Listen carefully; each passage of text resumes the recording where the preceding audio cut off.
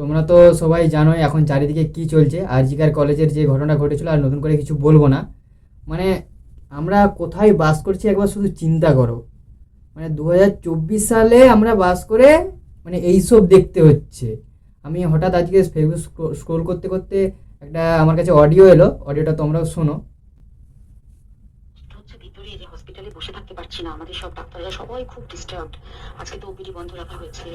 তোরা জানিস সমস্ত ঘটনা শুনলাম, যা যা মানে সত্যিকারের ঘটনা, যেটা আর্যিকরের ভিতরের যে ডাক্তার তারা তাদের বন্ধু বান্ধব মারফত এটা ছড়িয়ে মানে এসছে আমাদের কাছে। অ্যাকচুয়ালি যেটা ঘটেছে সেটা হচ্ছে, আমি শুনে তো মানে বিশ্বাস করতে নিজেকে কেমন লাগছে রে। প্রত্যেকটা আমাদের ওয়েস্ট বেঙ্গলের প্রত্যেকটা মেডিকেল কলেজে, বিশেষ করে কলকাতার সরকারি মেডিকেল কলেজগুলোর প্রিন্সিপালরা, ডিপার্টমেন্টাল হেডরা, প্রিন্সিপালরা বিশেষ করে, তারা পাশ করানোর জন্য স্টুডেন্টদের কাছে রীতিমতো টাকা নেয়। যেসব স্টুডেন্টরা, ইন্টার্নরা, পিজিটিরা যারা ভালো করে ক্লাস করে না বা থিসিস তারা জমা দেবে, পিজিতে তো থিসিস জমা দিতে হয়, তো যারা MBBS final year final pass করবে না সাপ্লি পাইয়ে দেবে, ইন্টার্নের কমপ্লিশন দেবে না, ইন্টার্ন হওয়ার পর কমপ্লিশন না দিলে তারা রেজিস্ট্রেশন নাম্বার পাবে না, এই সমস্ত ভয় দেখিয়ে টাকা পয়সা নেয়। সমস্ত জায়গাতেই এটা আছে। এর মধ্যে সব থেকে নিকৃষ্টের থেকেও নিকৃষ্টতম হচ্ছে সন্দীপ ঘোষ, প্রিন্সিপাল, যে তোর আমাদের কি বলে আর্যিকর মেডিকেল কলেজে। সেখানে ভাব যে ওনার একটা বিশাল নেক্সাস ছিল, যাতে উনি বেশ কিছু ইন্টার্ন, হাউস স্টাফ এদেরকে দিয়ে ওই নেক্সাসটা চালাতেন।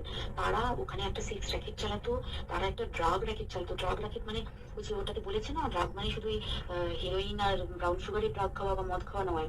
ড্রাগ মানে হচ্ছে যে কম দামি, কম টাকায় যে ওষুধ পাওয়া যায়, যে ওষুধ, ওষুধ না জল ভগবান জানে, সেই ওষুধের মানে কোটি কোটি টাকায় যে টেন্ডার বেরোতো, তার সেই ওষুধ নিয়ে ওষুধ কোম্পানিগুলোর কাছ থেকে কোটি কোটি টাকা, সেই সমস্ত টাকার একটা বড় অংশ যেত পার্টি ফান্ডে। বুঝতেই পারছিস তাহলে সেই জন্য পার্টির একদমই কাছে উনি।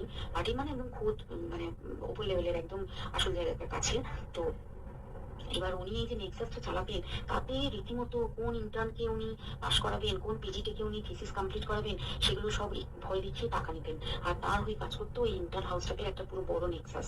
এবার এই মেয়েটির যে পিজিটি, মেয়েটি অত্যন্ত ভালো, সে তার থিসিসটা কমপ্লিট করাবে না বলে হুমকি দিচ্ছিল। সে এটা জানতে পেরে গিয়ে বলেছিল যে আমি এরকম কোনোভাবেই মেনে নেবো না, আমি এর বিরুদ্ধে আমি যাবো এবং আমি এর বিরুদ্ধে সব ফাঁস করে দেবো। তখন তাকে রীতিমতো ধমক দেওয়া হচ্ছিল। এটা চলছিল লাস্ট 6 মান্থস ধরে। 6 মাস ধরে তাকে হুমকি দেওয়া, তার প্রতি মানে বেশি বেশি প্রথমের দিকে কি করছিল, অত্যাচার করছিল। মানে কিরকম, বেশি বেশি করে নাইট ডিউটি দিচ্ছে, অ্যাটেস্টেজ 36 আওয়ার্স ডিউটি, বেশি বেশি করে নাইট, বেশি বেশি করে খাটানো, এবং এগুলো সব জানে ডিপার্টমেন্টাল হেড, চেস্টের যে ডিপার্টমেন্টাল হেড সেও জানে, সিনিয়র পিজিটিরা সবাই জানে। প্রিন্সিপালের নির্দেশেই হচ্ছে এবং ওনার নেক্সাসের ছেলে মেয়েরাই কাজ করছে। তারা 6 মাস ধরে এটা করেছে। করার পরও যখন ওকে আটকাতে পারেনি, তখন কি করেছে, ওই দিনকে ওরা ঠিক করেছে, যে দিনটাতে এই ঘটনাটা ঘটেছে সেদিন কতখানি প্ল্যান্ড এবং গোটা গেম দেয়। সেই দিন ওই ঘরে, ওই সেমিনার রুমে প্রত্যেক দিনই চারতলার আরো অনেকেই যারা সিনিয়র পিজিটি বা জুনিয়র পিজিটি, তারা কিন্তু বিশ্রাম নিতে যেত, অনেকেই ওই ঘরে যেত। সেই দিনকে ও একা, ওকে ওকে বলেছে তুমি ঘুমিয়ে পড়ো, ওকে একা রেখে এসেছে। বাকিরা কাউকে যেতে দেয়নি, বলেছে ওই ঘরে আজকে ঘটনা ঘটছে, মানে কাজ হচ্ছে, ওই ঘরে কেউ যাবে না। ওই ঘরে সেদিনকে ওর সাথে যখন খাওয়া দাওয়া করেছে বাকি 4 জন, সেই 4 জনের মধ্যে একটি মেয়ে পর্যন্ত ছিল। সে কিরকম মেয়ে চিন্তা কর, এটা ডাক্তার না জানোয়ার জানি না, আমি জানোয়ার বলেও জানোয়ারদের অপমান করা হয়, কারণ জানোয়ার সমাজে এরকম কাজ হয় না। তো ডাক্তার নাকি আমি বলতে পারবো না। সেই ইন্টার্ন মেয়েটি আরেকটি ইন্টার্নের গার্লফ্রেন্ড। তো তার সাথে ওই পিজিটি মেয়েটি প্রচুর ঝগড়া হয়েছে। ঝগড়া হওয়ার পরে তারা তো হুমকি টুমকি দিয়ে চলে গেছে, দিয়ে তারা বলেছে তুমি ঘুমো। এবার ও তো জানে না, ভালো মনে শুতে এসেছে। তারপরে তারা গিয়ে মদটদ খেয়েছে, 7-8 জন মিলে চড়াও হয়েছে। এবং তোরা জানিস যে প্রথমে তার হাত দুটোকে দুপাশে দুজন ধরে রেখেছে, এবং সেই কাজে সেই মেয়েটিও সাহায্য করেছে, ইন্টার্ন মেয়েটি। দুজন ওকে পা দুটোকে টেনে জরাসন্ধের মতো ছিঁড়ে ফেলেছে, মানে ছেঁড়ার মতো করে টেনেছে, যাতে পেলভিক বোন ভেঙেছে, কলার বোন ভেঙেছে। মানে কি বিপর্যস্ত, মানে বিধ্বস্ত, কি নৃশংস অত্যাচার করেছে। ওকে উল্টো দিক করে শুয়েছে, পিঠের উপর দিয়ে বুট পরে হেঁটে গেছে, মাথাটাকে এমন থেতলেছে যে মানে স্কাল ফাল রাপচার হয়েছে। এই সমস্ত করার পরে শ্বাসরোধ করে তাকে মেরেছে।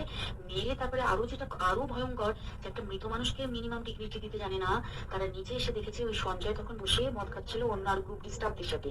সঞ্জয় ছেলের সাথে, তার কাটা সঞ্জয় বলতো ওরা, ওকে বলে ফল গাই। মানে ওর একটু ওইসব আলুর দোষ আছে, ও যখন তখন প্রস্টিটিউট এলাকায় যায়। এবার দেখেছে যে একে দিয়ে যদি একটা রেপ করিয়ে দিতে পারি, তাহলে ঘটনার মোড়টা অন্যদিকে ঘুরে যাবে। এইবার ওকে বলেছে যা, সেমিনার রুমে তোর জন্য রেখে এসছি, যা তুই এবার গিয়ে কাজ করে দিয়ে আয়। ও এসে ওই ডেড বডিকে রেপ করেছে, যাতে তার ভেজাইনাতে সিমেন্ট পাওয়া যায়। তো এবার এই হচ্ছে, প্লিজ আমি নাম করে ফেললাম। মানে শুনলে তো, মানে আমার নিজেরই যেন চোখ দিয়ে জল বেরিয়ে আসছে। মানে আমরা কোথায় বাস করছি একবার দেখো। আর এটার জন্য আন্দোলন করতে হচ্ছে আমার, তাহলে আইন আমাদের এই মানে বাংলার আইন ব্যবস্থাটা কীরকম। মানে ডাক্তারকে আমরা সত্যি কথা বলতে ভগবানের পরের স্টেপে ভাবি, কিন্তু আরও যে 10জন মানে ডাক্তার বা মানে 10জনের বাবা মা আছে, তাদের বাবা মা কি আর চাইবে তাদের ডাক্তারি পড়ানোর জন্য? চাইবে না, এদের এই মানে বাজে কার্যকলাপের জন্য। আর এটা শোনার পর মানে আমাদের দেশের মুখ্য মানে বাংলার মুখ্যমন্ত্রী কি বলছে শোনো। মেয়েটি তো আর ফিরে আসবে না। ওর নামে যদি আপনারা কিছু করতে চান করতে পারেন, যা টাকা লাগবে আমি দেব। হ্যাঁ, আমরা 10 লক্ষ টাকা তো দিতেই পারি পরিবারকে। আমাদের রাজ্যের মুখ্যমন্ত্রী কি বলল, একটা মেয়ের জীবন 10 লাখ টাকা। মানে আপনি একটা নিজে মেয়ে, আপনি একটা মুখ্যমন্ত্রী হয়ে এই কথাটা বললেন কি করে? আর আবার এই আন্দোলনের জন্য সবাইকে মানে পদ অবরোধ করতে হচ্ছে, মানে লড়াই করতে হচ্ছে। তাহলে কিসের আইন ব্যবস্থা, কিসের আপনারা মুখ্যমন্ত্রী? আচ্ছা, এটা যদি আপনার বাড়ির কোনো মেয়ে হতো, পারতেন এটা করতে? 10 লাখ টাকা দিলে আপনি শান্তি হয়ে যেতেন? আপনি একটা মেয়ে হয়ে এটা কি বলছেন কি করে? আমাদের দেশ স্বাধীন হয়েছিল 1947 সালে, কিন্তু আজকের দিনে দাঁড়িয়ে আমার মনে হচ্ছে আমাদের দেশের মেয়েরা এখনো পর্যন্ত স্বাধীন নয়। আর এই জানোয়ারগুলোর শাস্তির জন্য আমাদেরকে আন্দোলন করতে হচ্ছে। তাহলে আমাদের আইন ব্যবস্থাটা কীরকম, মানে কোথায় আছি আমরা? তাহলে কিসের প্রশাসন, কিসের আইন, কিসের মুখ্যমন্ত্রী আমাদের, যে আমাদেরকে আন্দোলন করতে চাই একটা শাস্তির জন্য? তাহলে প্রশাসন রাখার দরকার নেই, আইন রাখার দরকার নেই। তাহলে যার এরকম হবে আমরা আন্দোলন করেই মানে বিচার পাবো। আমি তো বলবো যারা এরকম কাজ করেছে তাদেরকে ধরে এনে সাধারণ মানুষের দিকে ঠেলে দাও, তারাই শাস্তি দিক। তখনই বুঝতে পারবে যে মৃত্যু জিনিসটা কতটা কষ্টজনক ব্যাপার। আমি তো বলবো যারা এরকম কাজ করেছে তাদের পুরো একদম ফাঁসি দেওয়া উচিত।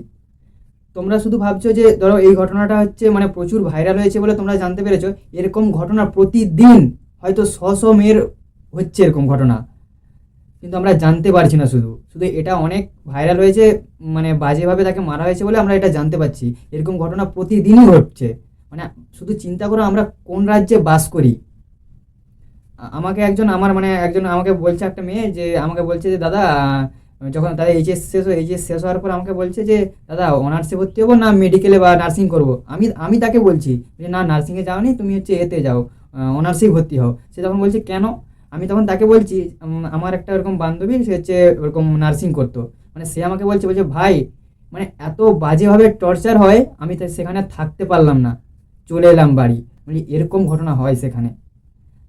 তার মানে এরপরে তো মনে হচ্ছে ডাক্তারের সংখ্যা কমেই যাবে। মানে আমরা তখন কোথায় যাব? মানে তোমাদের এরকম একটা বাজে কাজ করার জন্যে আমি তো বলবো পুরো ফাঁসি দেওয়া উচিত এদেরকে। আমি এটাই বলবো, যারা এরকম কাজ করেছে তাদের জন্য কঠিন থেকে কঠিনতম শাস্তি পায়। আর এমন কিছু আইন চালু করা হোক যাতে আমাদের সমাজের মেয়েরা মাথা উঁচু করে চলতে পারে। আর যারা এরকম কাজ করে বেড়ায় তারা এরকম কাজ করার আগে যেন 100 বার ভাবে, এমন কিছু আইন চালু করা হোক।